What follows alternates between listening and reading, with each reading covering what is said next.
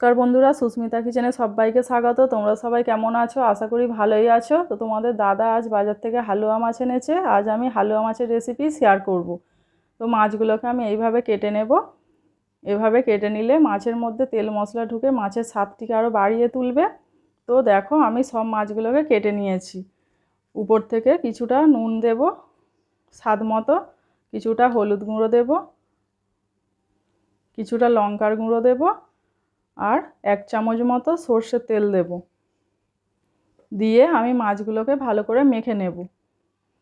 তো এইভাবে উল্টে পাল্টে মাছগুলোকে মেখে নিতে হবে। সব মাছগুলো আমার ভালো করে মাখা হয়ে গেছে। তো কড়াতে আমি বেশ কিছুটা সর্ষের তেল দিয়ে দেব। তেলটা গরম হওয়ার পর আমি মাছগুলোকে ভেজে নেব একে একে।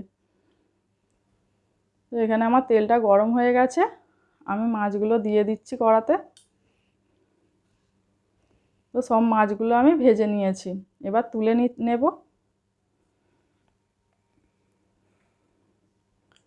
তো মাছের ওই তেলের মধ্যেই আমি 3টে মিডিয়াম সাইজের পেঁয়াজ সেখানে দিয়েছি।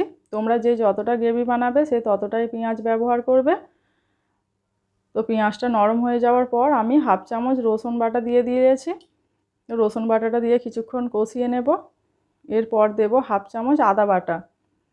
আদা বাটাটা দিয়ে একটু নাড়াচাড়া করার পর আমি একটা মাঝারি সাইজের টমেটো কুচি দিয়ে দিয়েছি।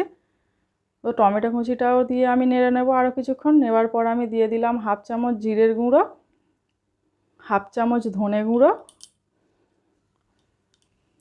একটু নেড়ে নিয়ে আমি দেব 1/2 চামচের কম হলুদ গুঁড়ো, 1/2 চামচ লঙ্কার গুঁড়ো, আর কিছুটা জল দিয়ে আমি মশলাটিকে ভালো করে কষিয়ে নেব।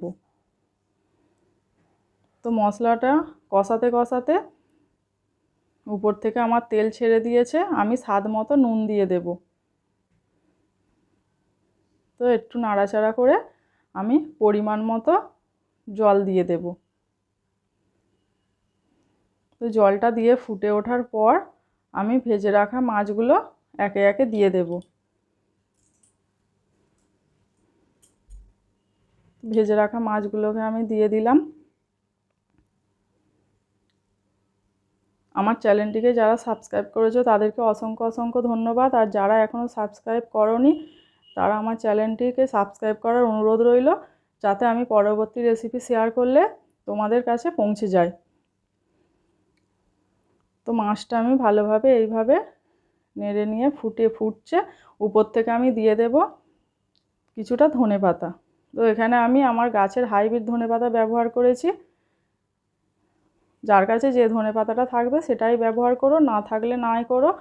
আর আমি উপর থেকে দিয়ে দেব সানরাইসের মিট মশলা।